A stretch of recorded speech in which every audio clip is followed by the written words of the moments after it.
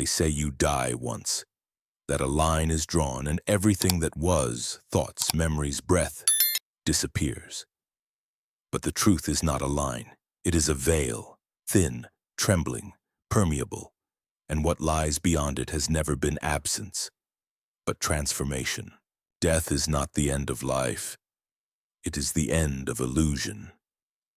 We spend our days clutching identities, histories, timelines, names, roles.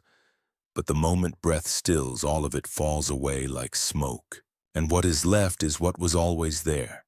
Awareness, naked and infinite, blinking slowly into the light of its own remembering. Ancient texts whispered of this. In the Egyptian Book of the Dead, the soul walks through halls of judgment, not as punishment, but as reflection. Every act, every word, every thought echoes through the chamber of Ma'at. The heart is weighed not for guilt, but for resonance. Did it vibrate with truth or with falsehood? In the Tibetan Bardo Thodol, the moment of death is not silence. It is a thunderous unveiling. Colors, deities, fractals of light, both beautiful and terrifying. These are not hallucinations. They are projections of the self, mirrors. The first test is not what you see, it is how you respond. Fear calls forth darkness, peace calls forth liberation. In the Bhagavad Gita, Krishna speaks to Arjuna of the eternal soul, which cannot be slain by sword or fire. What dies is form. What remains is essence, consciousness unbound by flesh, expanding into its original shape, formless, radiant, free. But what about now? Modern science dismisses such texts as metaphor. Yet as medicine advances, more and more people return from the edge, and they speak in echoes of the ancients. These are the near-death experiencers, people whose hearts stopped, whose bodies went cold, but whose awareness did not flicker. On the contrary, it expanded. And what they report is not darkness, but a brilliant, unspeakable light. Not oblivion, but presence. Not isolation, but overwhelming love. They describe tunnel, but not physical. Vibration, but not audible. A being, not seen but felt, radiant with a love that knows everything and judges nothing. Some call it God, others simply the light, and always there is a choice. To return, or to remain. Those who return do not return unchanged. They speak with eyes that have seen too much. Many lose their fear of death. Others lose their need for possessions, for noise, for pretense. Some struggle to re-enter the world, not because it is unfamiliar, but because it feels less real than what they saw beyond the veil. And yet, the language of these accounts mirrors the texts of millennia past. How could a child in Arizona describe the same tunnel of light as a monk in 9th century Tibet? How can a cardiologist's patient repeat the same cosmic geometry seen by an initiate of Isis? The answer is simple. Because death is not culture. Death is not belief. Death is the moment when the veil thins and what is real, mana, finally reveals itself. But why do we fear it? Because we have forgotten. Forgotten that the soul is not born with the body. Forgotten that the self is not confined to skin. Forgotten that the world of matter is only one layer of the dream. Death does not take anything from you.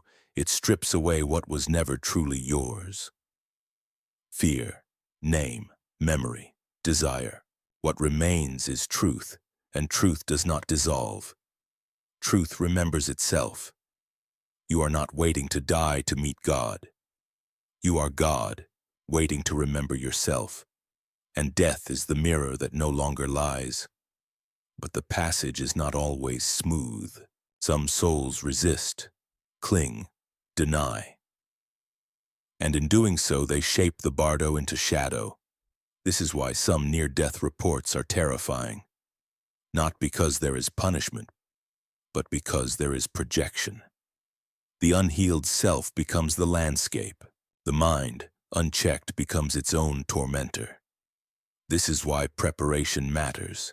Not the rituals of religion, but the inner rituals of clarity. truth-telling, self-seeing, letting go. The more you release in life, the less you will cling in death. The lighter the soul, the smoother the transition. This is what the ancients meant by dying before death. The practice of ego death, surrender, silence. So that when the moment comes, the soul passes through like a wind, clean, unafraid, ready. And what lies beyond? The answer is not singular. Some speak of vast libraries, others of fields of light, some of meeting loved ones, others of merging with everything. Perhaps what lies beyond is shaped not by doctrine but by resonance. You go where you vibrate, you find what you believe, you meet what you've become. This is not a hierarchy, it is a harmony. And the most beautiful truth, no one is lost.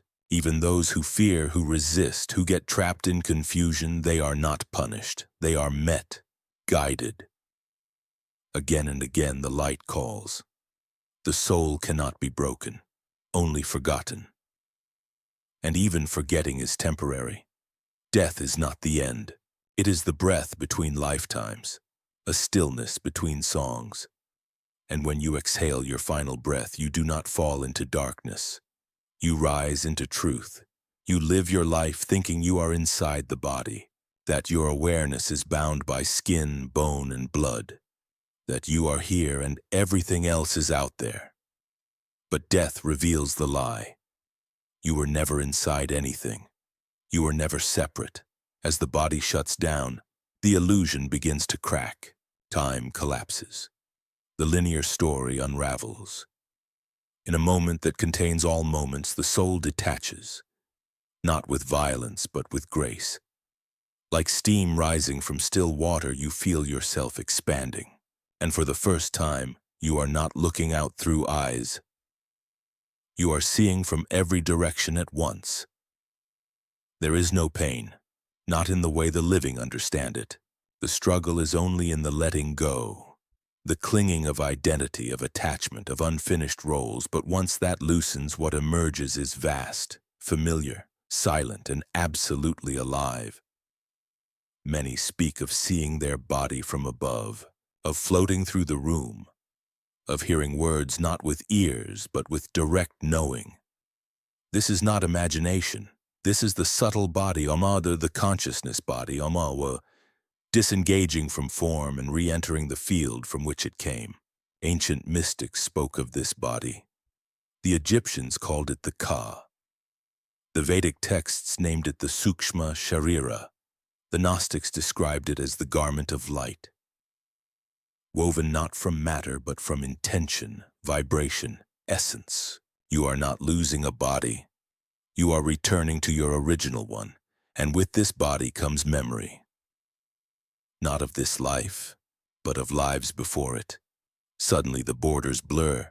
You remember being here before, dying before, returning before. You remember the faces that reappear life after life. Not by accident, but by soul agreements woven in dimensions deeper than the physical. Your mother, your child, your enemy. All roles, all sacred. There is no judgment, only clarity. Your actions are not condemned. They are revealed. You see them ripple. You feel how your choices shaped others, how every thought left a trace. It is not punishment. It is reflection. And it is more powerful than any courtroom. Because now you know. Every act was a creation. Every word a vibration. Every intention a thread in the web. And you begin to understand you were never a victim of life. You were its architect. This understanding does not come from fear, but from light. The light is everywhere. But it is not physical. It is conscious. It is aware. It is what you came from and what you return to. And it knows you completely. You do not meet God as a being. You merge into God as presence. And in this merging there is no loss of self, only expansion into totality. You do not dissolve. You remember that you were never separate. And yet there is choice. Some souls remain in the light, others move on, others return. The reasons vary. Some return to complete lessons, to heal karmic loops, to be of service. Others are simply not finished. The universe is not in a hurry. There is no single path, no final exam. The soul is not graded, it is guided. Near-death experiencers speak of this choice, of being told, it is not your time. Or of choosing to return even against the bliss of the beyond because of a child, a promise, a mission. This is not myth, this is soul logic, a knowing deeper than the mind. You see, the soul's evolution is not linear. It spirals. It returns to places it once fell.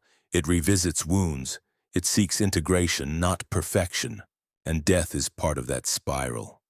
A sacred curve, not a dead end. Some who cross over are met by beings, luminous, loving, beyond gender or form. Some describe councils of light, keepers of memory, teachers not made of matter.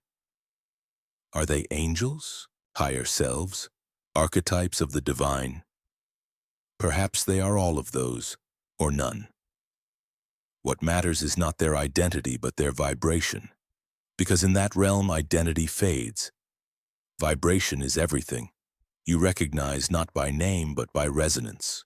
You feel the frequency of love, of wisdom, of peace, and you follow it like a thread back to the source.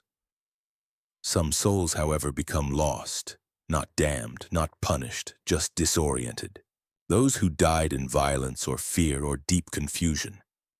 They may linger, caught between layers, holding on to a world that is no longer theirs. These are the ghosts of legend. But they are not evil. They are simply stuck, and even they are not abandoned. Light finds them, guides reach them, the system is never broken, the design is never cruel, it is patient, infinitely patient, no soul is left behind. This is the beauty of what death reveals, that all things belong, that even the shadow has purpose, that even confusion leads home. You begin to see Earth itself differently. Not as a prison, but a school.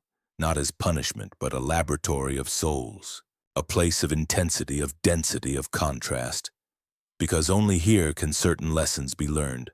Compassion, forgiveness, courage. These do not come from comfort.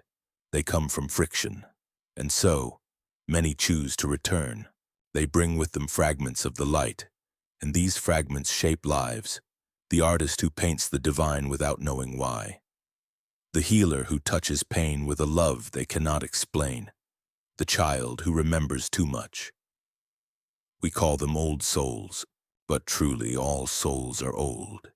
It is just that some are more awake to their age. And the more awake you are, the less you fear the veil, because you have touched what waits beyond it, not with hands but with heart. And you know now, with a knowing that cannot be shaken, that when the time comes, when your breath slows and the world fades and the familiar dissolves, you will not end. You will rise into the light, into the truth, into yourself. To truly understand death, you must first understand forgetting. Because what we call life is not the beginning of consciousness. It is the beginning of amnesia. The soul descends not only into a body, but into density, into layers of limitation, into stories, into illusion. You do not become less, you become hidden. And birth is the first veil. From the moment the breath enters the infant's lungs, the forgetting begins. The body becomes the interface. The mind becomes the filter. The world becomes loud. And the inner voice, the one that remembers, fades into a whisper, a dream, a gut feeling we learn to ignore. So when death arrives, it is not a disappearance. It is a remembering. You do not go anywhere. You expand into everywhere. You do not become someone else. You become the self that was always watching, always waiting beneath the roles and reactions of personality. And that self is vast. But this remembering is not automatic. It depends on how deeply you believe the illusion. If your identity was rooted entirely in the body, the name, the job, the story, then the peeling away will feel like death. Painful, confusing, disorienting. But if you lived with one eye inward, if you cultivated stillness, wonder, truth, then the veil is thinner, the crossing is softer. This is why so many traditions spoke of preparation. The Egyptians trained for death their whole lives, not with fear but with precision. They mapped the underworld as a mirror of the psyche, every demon a distorted thought, every trial an emotional knot. The soul had to navigate not terrain, but itself. The Book of the Dead was not a mythology. It was a manual. In Tibet, the monks read the Bardo Thodol over the dying, not as comfort, but as guidance. The soul, freshly released, is highly impressionable. It is shaped by thought, magnetized by emotion. To hear truth in that liminal state is to be anchored or unanchored. In modern hospitals, this is not understood. Death is clinical, fluorescent, mechanical.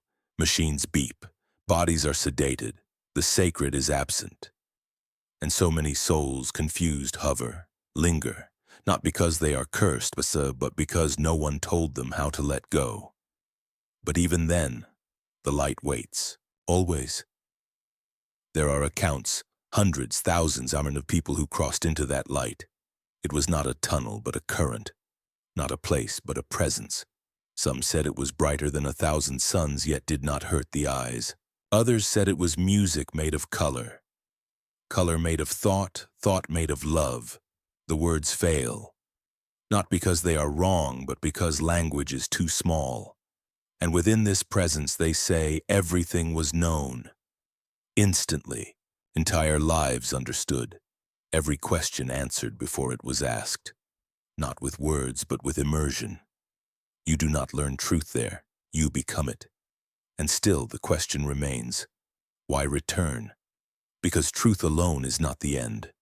Integration is. The soul sees its path not as a straight line, but as a spiral. Lives folding into lives, lessons branching like fractals, all leading not to a destination but to wholeness. And wholeness does not come from escaping the world. It comes from transforming within it. So many near-death experiencers return with a mission. Some are subtle, to love more deeply, to forgive, to live with wonder. Others are more direct, to write, to heal, to speak. But the essence is the same, to bring the vibration of that light into the density of form. This is why many find it painful to return. Because after tasting that clarity, this world feels heavy, slow, loud, but they do not forget. The memory stays, sometimes as vision, sometimes as energy, sometimes simply as a presence they feel in silence, like a hand resting gently on the shoulder of the soul. And that presence changes them. They laugh more easily, or cry without shame. They no longer chase status. They no longer fear endings. They live as if life is sacred, because they have seen what it leads to. But perhaps the most profound change is this. They know they are not alone, because in that space beyond death, loneliness does not exist. Separation is revealed as illusion. Every soul is connected, every life entangled. You feel every other being as yourself, not metaphorically, but literally. And in that knowing, compassion is born. Not as a moral obligation, but as a spontaneous truth. And when they speak of that light, they all say the same thing. It loved them completely, not because they were perfect, not because they had succeeded, but because they existed. No judgment, no rejection, just knowing, just love. And that is the most disruptive truth of all, that you are already loved, already worthy, already seen, even now, even here, even in the forgetting. But the gift of that light is not just peace, it is also responsibility. Because once you have seen the truth, you are called to live it. And that is not always easy. The world, in its forgetfulness, does not understand those who have remembered. Those who come back from the edge often feel like strangers in their own lives. Their eyes have changed. Their silence deepens. Their laughter becomes lighter, but their gaze heavier. Some lose friends, others leave careers. A few retreat completely, but those who choose to stay, to remain in the rhythm of the world while carrying the memory of the light, they become bridges, not preachers, not prophets, just reminders. They carry frequencies more than words, and sometimes that is enough. It is said that presence speaks louder than doctrine, that the soul recognizes truth long before the mind catches up. Those who return from near death are often quiet not because they have nothing to say, but because they have seen how little words can hold. They understand that transformation is not taught, it is remembered. And remembering requires space, so they live differently. They listen more, they watch patterns, they trust the invisible threads that guide them. Life becomes less about achievement and more about alignment. They sense when to move, when to wait, when to speak, and when to surrender. Not because they've mastered some technique, but because they have felt the architecture behind all things. And through them something shifts. Families soften. Strangers feel seen. Environments become still. There is something in their field, not visible but palpable. A quiet resonance that reminds others of something they didn't know they had forgotten. This is the real transmission, not information, but vibration. Because the truth about death is not just about what happens after life. It is about how fully we are willing to live now, how honestly we are willing to see, how bravely we are willing to release what no longer belongs. To live with death in your awareness is not morbid, it is sacred. The ancient Stoics practiced this. Memento mori, the art of remembering mortality, not to fear it but to be clarified by it. When you know that the veil is always near, you stop wasting time. You speak more truth. You love without conditions. You create as if the breath you're using could be the last. And perhaps one day it will be. But that day does not end you. It reveals you. And so even now, before the body stills, before the light calls, you can begin to walk with that awareness, not as a philosophy, not as belief, but as a deep inner remembering that you are not here by accident, that death is not your enemy, that this life is not your prison, it is your temple, and every breath you take within it is a hymn. There is a silence deeper than any you have ever heard. It is not the absence of sound, it is the presence of stillness. It is the space before thought, the breath before breath, the pulse before the first heartbeat. And that is the silence you meet beyond the veil of death. In this silence, nothing is missing. You are not waiting. You are not longing. You are simply being. And that being is not passive, no, it is radiant. It is alive. It sees all, knows all, yet demands nothing. You are not being watched. You are being held. And in this holding, there is healing for every wound that never closed, every loss that hollowed you, every betrayal that carved its shadow into your bones. All of it is still known. Nothing is erased, but everything is understood. You see the purpose of the pain. You see what it taught. You see how it shaped you. And suddenly, even the most brutal moment becomes a thread in the golden fabric of your soul's evolution. You do not feel shame. You feel clarity. You do not feel judgment. You feel embrace. This is why so many who return from death speak of forgiveness. Not the kind you choose, but the kind that simply is. In the light, it is impossible to hate, because the light shows you what they were carrying. It shows you their fear, their childhood, their wounds. You feel their pain as your own, because at that level there is no longer them and you. There is only one, and the one does not divide itself with blame. It integrates. It remembers. This is what karma truly is. Not punishment, not justice, but balance. Echo. Response. Not because some god keeps score, but because the soul seeks wholeness. What is unhealed repeats. What is unconscious recreates. And what is remembered transforms. So you may choose to return not because you must, but because you see now, where the thread was left untied, where the wound was left open, where the voice was not yet spoken. And in that seeing, a sacred fire ignites. You want to return, not to escape death, but to complete what life began. And when you do, the forgetting begins again. This is the price of embodiment. The density of this world cannot hold the totality of the light. It would burn the form. So you forget just enough to play the game, to believe in the story, to grow through contrast. But somewhere deep within, a spark remains, a memory, a faint echo of where you've been.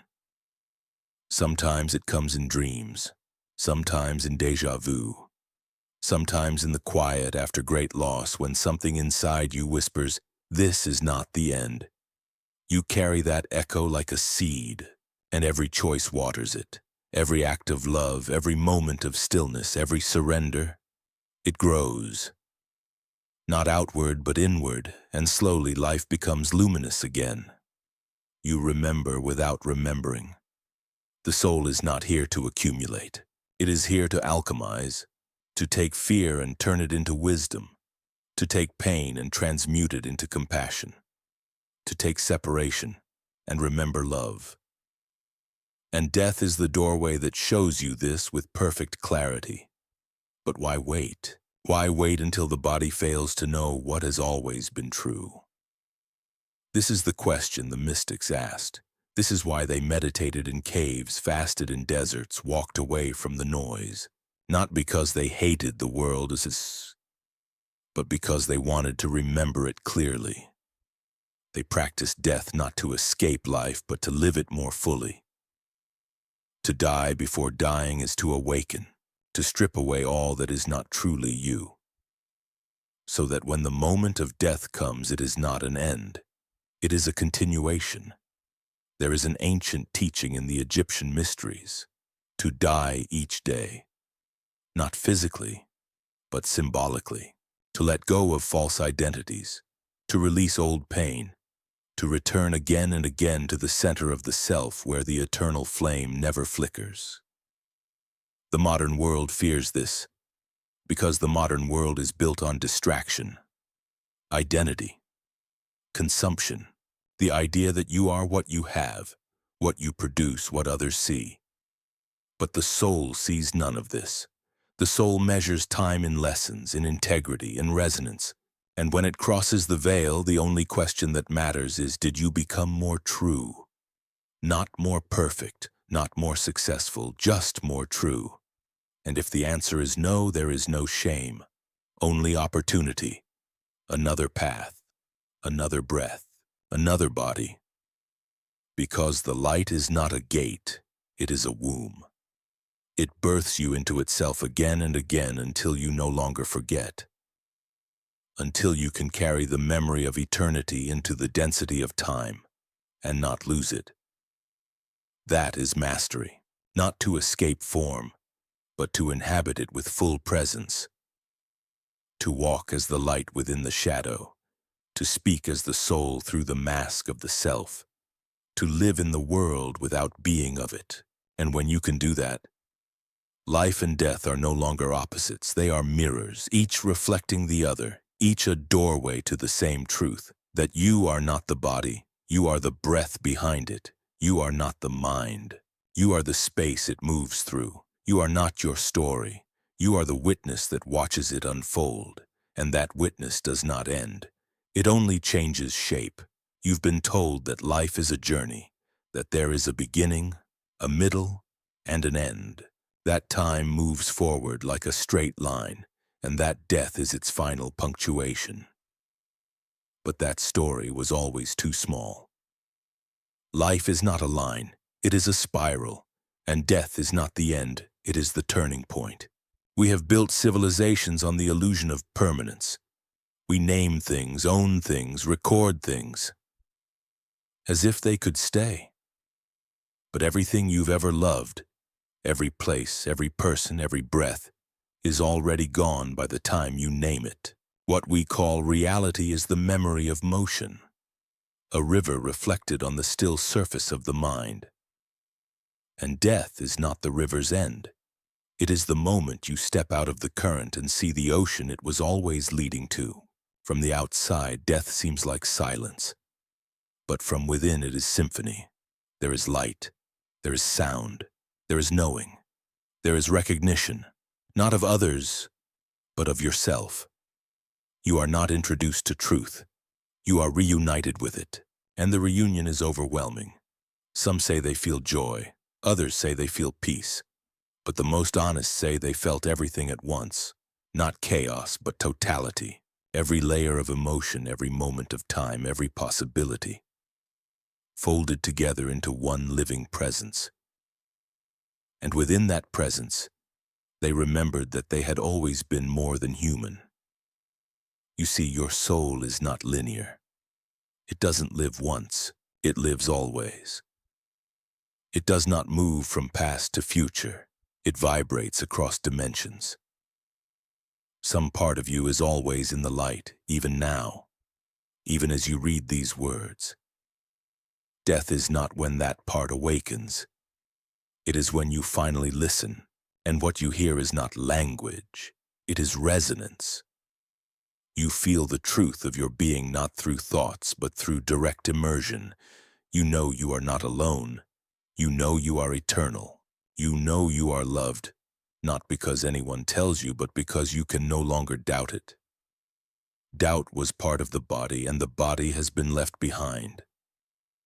There is no greater relief than this, to stop pretending, to stop holding together the idea of yourself, to let it collapse, and to discover that beneath the collapse something remains.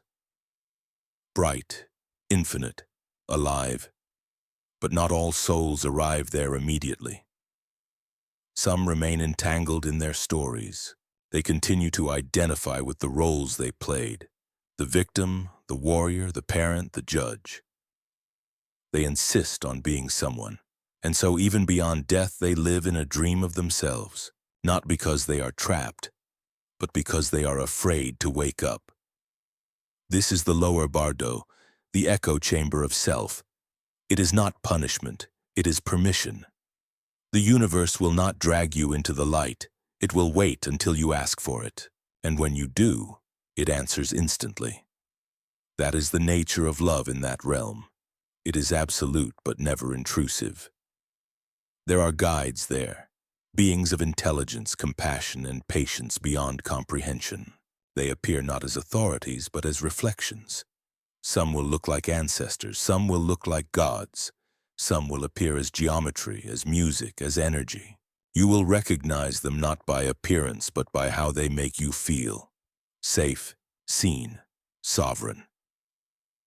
Their purpose is not to teach you what you don't know, but to help you remember what you forgot. There are no commandments, only questions. There is no punishment, only invitation. There is no hierarchy, only harmony. And the more you let go of what you thought you were, the closer you come to what you've always been. In this space, time does not pass. It unfolds.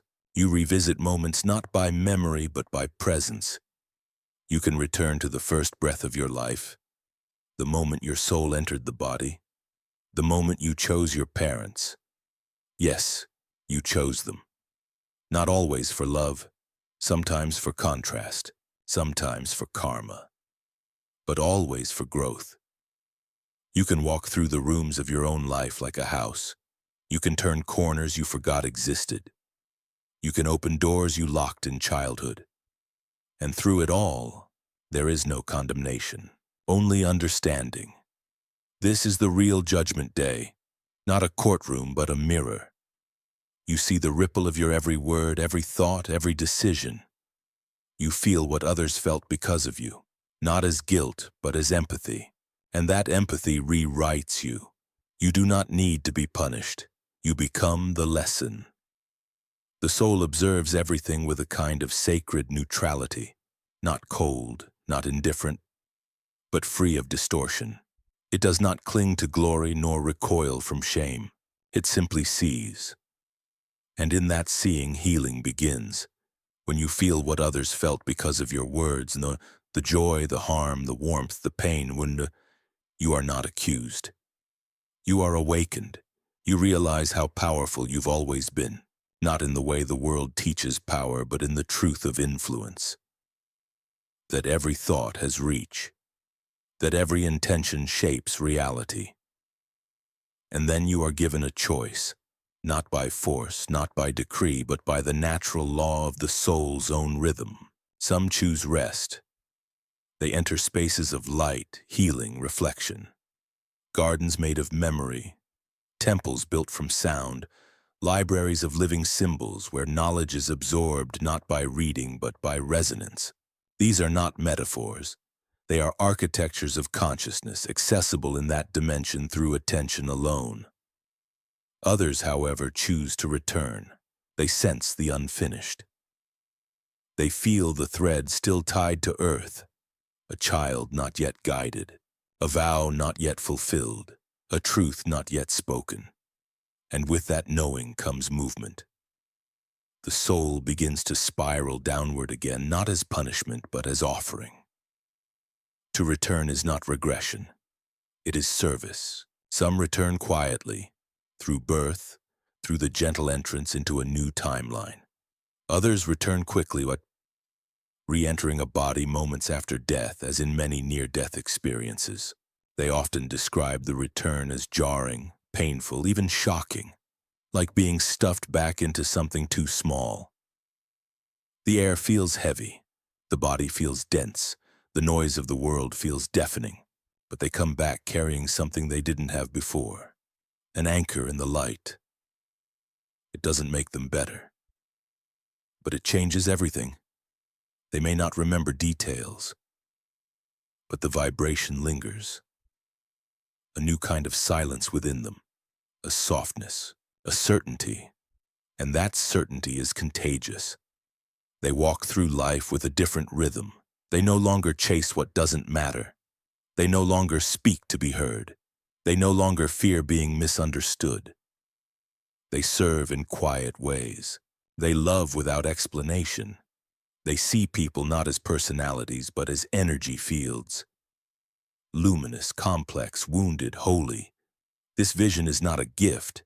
It's a remembrance. It belongs to every soul.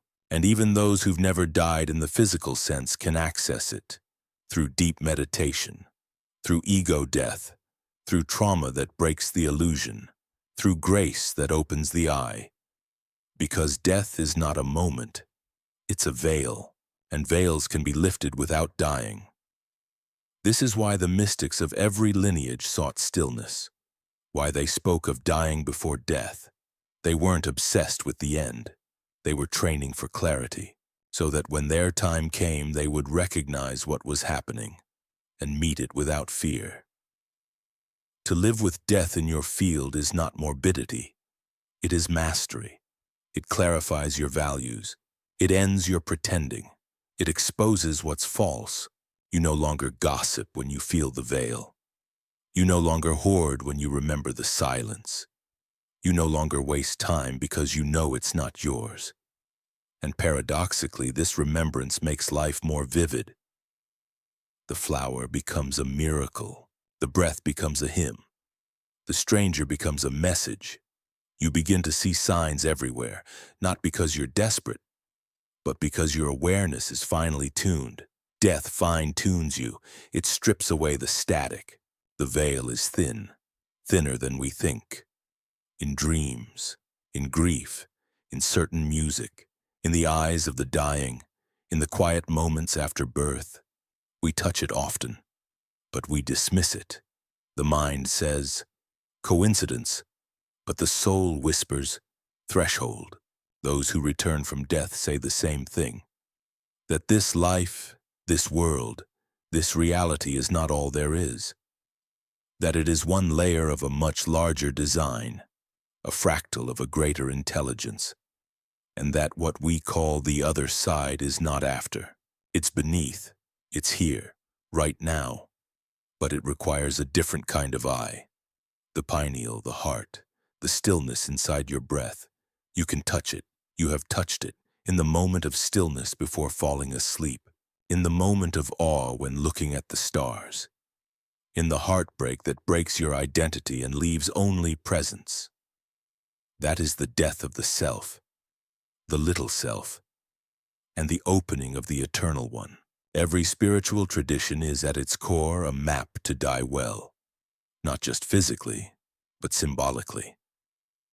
Daily, to let go of the lies, the masks, the noise, so that the soul can shine through the cracks. Because the truth is, the light is always shining. It is not something you attain, it is something you remember. It's not somewhere you go, it's what you are. And the body? The body is not a prison, it's a tool, a bridge, a sacred lens through which the infinite focuses into the finite. Your fingers are stardust, your eyes are ancient suns, your breath is the whisper of creation through lungs of matter. To be in form is holy, to leave form is holy. Both are part of the same dance. So you need not fear death, but you must not rush it either. You are here for a reason. Even your confusion is sacred. Even your pain is a teacher. Every moment of your life is feedback. The soul does not measure time by clocks, but by clarity. Have you become more honest? Have you loved more bravely?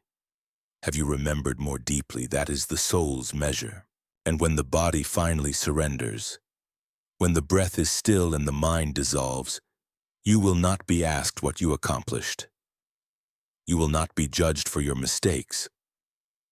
You will be shown the mirror, and in that mirror you will see what you chose to become, not as punishment, but as invitation.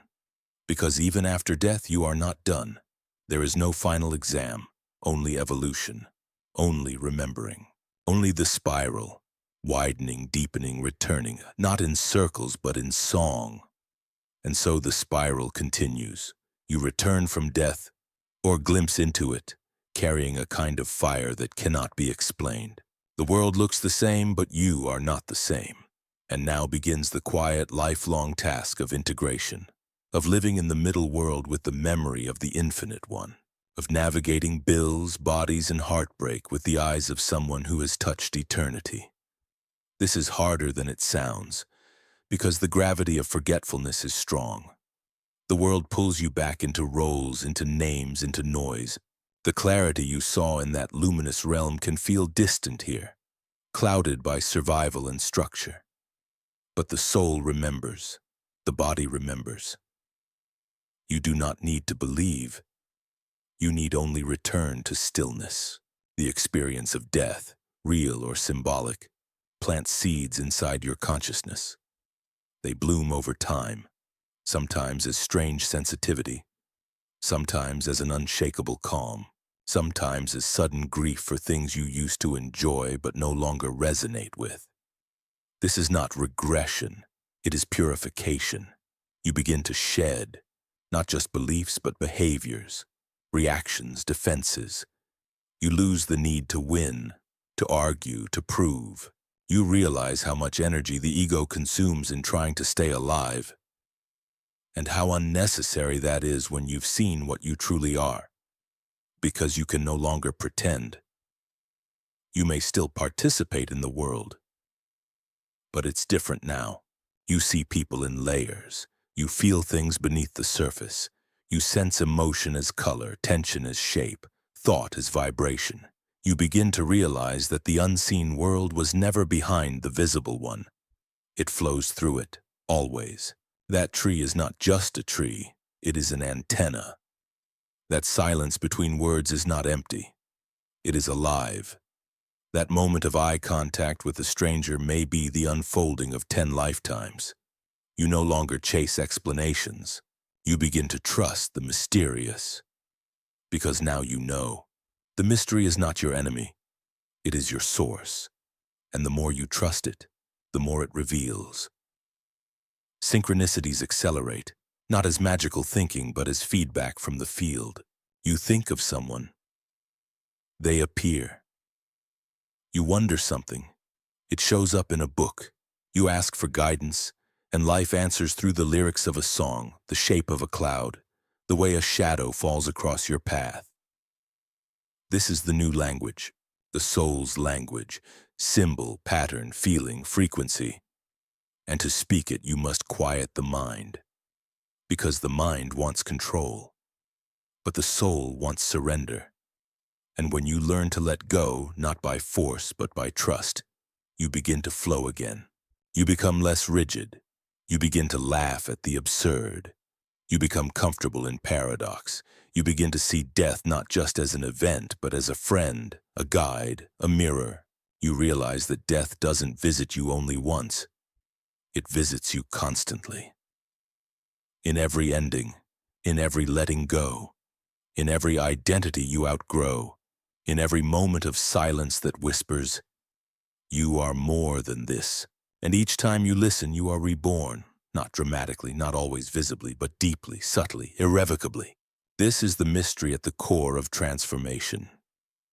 That the more you die to who you thought you were, the more you become who you truly are. And that truth cannot be taught. It must be lived. You begin to value different things: presence over productivity, connection over comparison, meaning over speed. You sit longer with people, you speak less but more honestly. You touch with more awareness. You begin to live not from fear of death, but through the wisdom of it. This is what the ancients meant when they said, "To live rightly is to die well," because when the final breath does come, and it will, you will not be afraid. Not because you are brave, but because you are ready. Because you have been dying all along in small sacred ways every time you told the truth, every time you loved without protection, every time you sat in silence and let the mask fall away. And in that moment, there will be no resistance. There will only be surrender, not to an end, but to a return, to the light you came from, to the song you've always heard in dreams, to the home that was never far, only forgotten. You do not wait for death. It has already begun. Not in the morbid sense, but in the sacred one. Death has always been with you, watching, waiting, teaching. In every cell that decays, in every breath that disappears into silence, in every version of you that crumbled to make room for something truer. We think death is a moment, a sudden vanishing. But the truth is, death is a rhythm, a wave that moves through us constantly. And if you learn to feel it, not fear it, you begin to awaken. Because death is not the enemy of life. It is its keeper. Without it, nothing would matter. Without death, there would be no urgency, no beauty, no tenderness. We love because we know everything ends. We hold hands tighter because we know time slips. We write poems and whisper prayers and create music because we know that silence is always coming. This is the paradox. Death is not the opposite of life. It is what makes life real. And yet we deny it. We hide it. We sterilize it. We turn it into numbers on a screen, charts in a hospital, bodies zipped away and forgotten. The modern world does not want us to face death, because it knows that once we do, we begin to live in a way that is uncontrollable, ungovernable, awake. The one who walks with death at their side cannot be manipulated. They do not need promises. They do not fear endings. They do not waste time, and so the system teaches you to fear death, because when you do, you cling to things, to titles, to illusions. You become easy to lead, easy to distract, easy to keep asleep. But when you look death in the face, on truly look, you realize it is not a monster, it is a mirror, and it shows you everything you are not to destroy you, but to free you. The mystics knew this. They sought death before it came. Through fasting, through silence, through solitude, they walked willingly into their own emptiness, not to disappear, but to remember. And what they remembered was this: that they were never the body, that they were never the story, that they were never the voice in the mind. They were the witness behind all things. the awareness that watches the dream. And when you see this, the dream changes. Life doesn't become easier, but it becomes clear. The suffering doesn't vanish, but it transforms. You begin to walk through the world with open eyes and a soft heart. You hurt, but you do not become the hurt. You love, but you do not cling. You lose, but you are never lost. This is the wisdom of death. It teaches you how to stay awake inside the illusion. Because everything you touch is impermanent. Every moment you live is already dissolving. And yet, something endures, something watches, something knows. You have felt it, in the quiet after a heartbreak, in the awe of standing under the stars, in the moment of stillness before a new beginning. That presence, that weightless weight, that impossible knowing, that is you, the real you, and that you is not born and does not die. It moves through lifetimes like wind through leaves. It wears bodies like clothes, sacred, temporary, purposeful. It forgets and remembers and forgets again. And in each forgetting it becomes more, and in each remembering it returns home. But what is home? It is not a place. It is not a heaven in the clouds, not a paradise guarded by rules. It is a frequency, a field, a state of resonance with what you truly are. Some call it source, some call it God, others the infinite, the absolute, the all. Words do not matter. What matters is that it is you, not apart from you, not above you, but through you, as you. And death is the moment that veil becomes transparent. You see clearly, you feel fully, and in that instant everything makes sense, not intellectually but spiritually. You understand why you came, why you suffered, why you loved the people you did, why you failed, why you fell, why you survived. You see that none of it was random, that even your worst pain shaped your greatest light, that the people who broke you gave you the opportunity to reclaim yourself, that your flaws were doorways, that your longing was guidance, that even your confusion was a compass. And you forgive, not just others, but yourself. You stop needing to explain your life. You stop needing to justify your path. You stop needing validation, because you finally see that every step brought you exactly where you were meant to be. Not because it was perfect, but because it was yours. And then, you rest. Not in sleep, but in truth. You no longer fight the current. You no longer try to hold what's dissolving. You no longer resist what is leaving. You simply let go. And the moment you do, you rise into light, into memory, into total presence. And in that space, beyond breath, beyond time, beyond identity, you are held. You are not asked questions. You are not given instructions. You are not punished. You are not praised. You are seen completely, and still loved. This is what every near-death experience whispers, that the light does not reject, that the presence does not shame, that the return to source is not reward or escape, it is reunion. And in that reunion there is no ambition, no fear, no becoming, only being, only awareness, only presence. You remain in that presence not as a guest but as a part of it. There is no separation, no line between you and the light, no border between thought and space. The distinction between self and source disappears, and you don't lose yourself.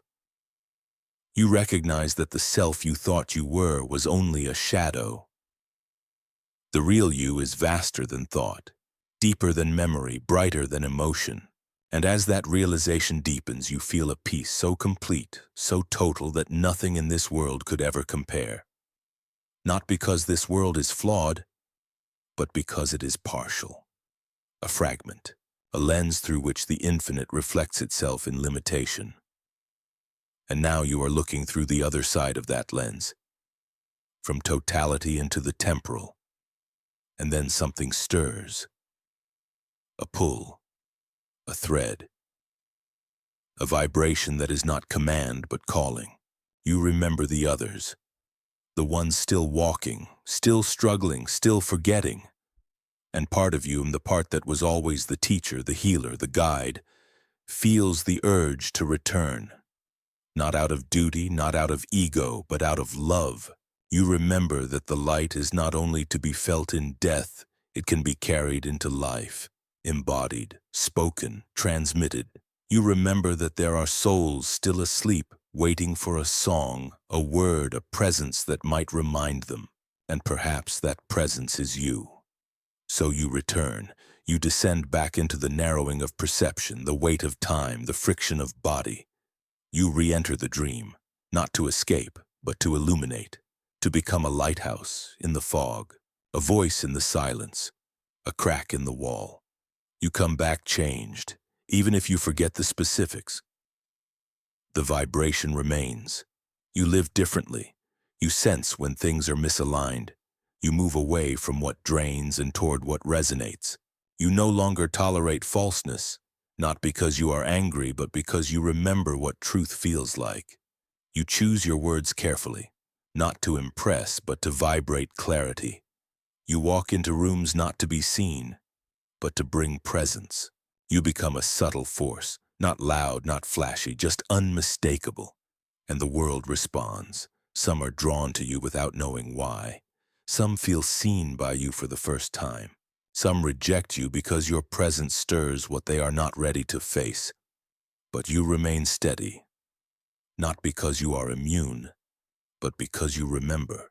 And as you continue walking, you see death not as a point on a line, but as a spiral ever present around you.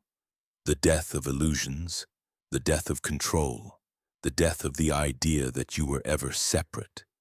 And you allow it. You practice micro-deaths daily. You let go of arguments. You surrender attachments. You forgive without needing apology. You accept that some things will never be explained, and that's okay. This is living like someone who has already died and returned awake. And when the day comes, because it will, when the body truly falls away and the last breath is taken and the eyes no longer open, there will be no fear. There will be only a shift, a deep exhale, a return to the rhythm beneath the story. You will rise not as a ghost, not as a memory, but as what you always were beneath the veil. Awareness, luminous and eternal, streaming into the light like a river remembering the sea. And the sea will welcome you, not as a stranger, but as a wave coming home. Because it was always you, it was always now, it was always this. But even the wave that returns home does not disappear.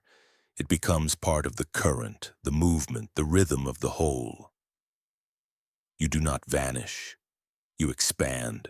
You do not lose yourself. You become more of what you truly are.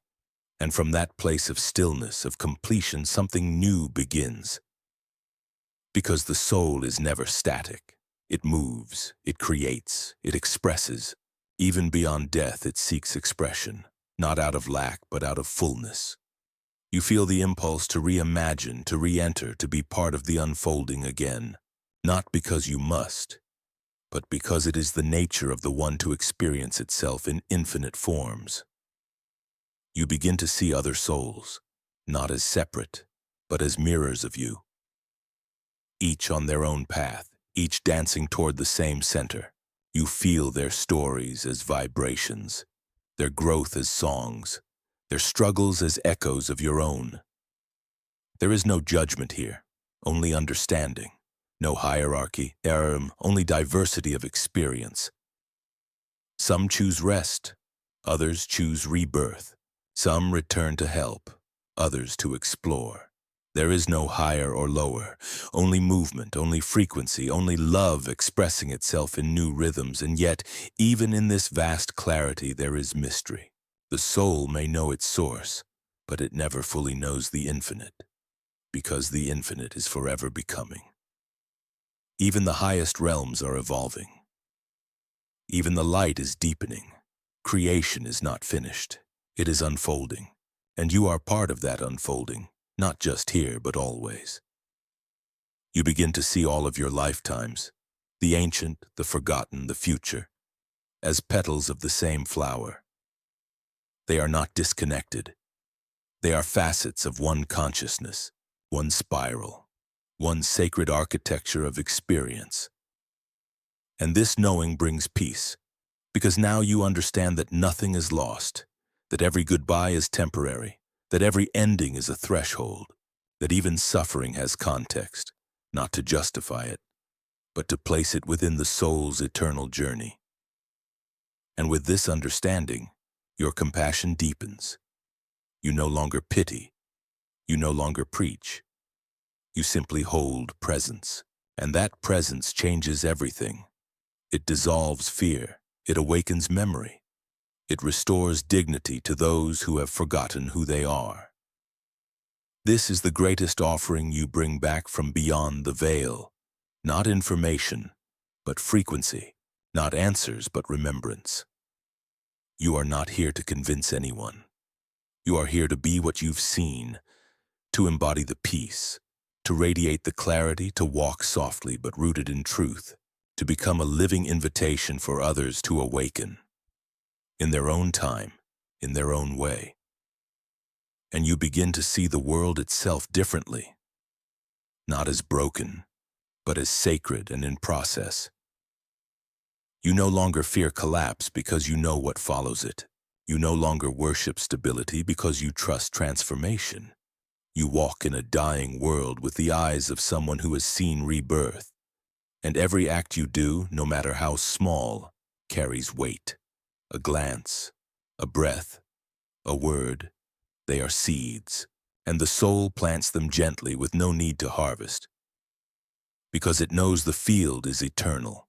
You no longer need to rush. You no longer fear being too late. The soul is timeless. The work continues, always.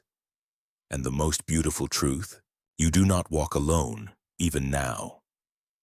There are guides around you. There are memories inside you. There are future versions of you whispering from the light, telling you that you're doing just fine, that you haven't missed it, that even your doubt is sacred. So you keep going. You live, you stumble, you rise, you remember, you forget, you begin again. And every time you love, you collapse the illusion of death just a little more. Because love is the continuation. It is the one thing that crosses the veil unchanged. And in the end, when all forms fade, when all stories end, it is love that remains. It was always love, and it will always be love.